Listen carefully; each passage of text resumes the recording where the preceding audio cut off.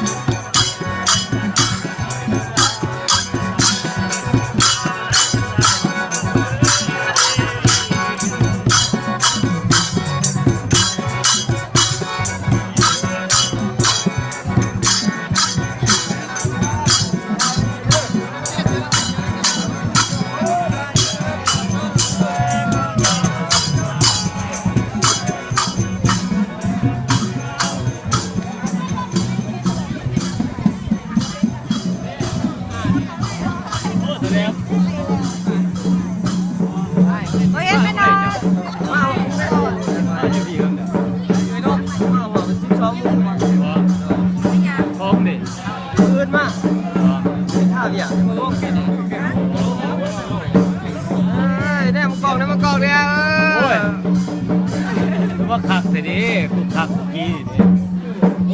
ฉันลงมาถ่ายหุ่นทิพย์ถ่ายหุ่นทิพย์นั่นเองถ่ายวิดีโอแล้วหัวเกรงมันกับพิษไป ไปรอดมาสลานกูเลยครับแกะเสื้อผ้าตัวไหนยี่ก่อน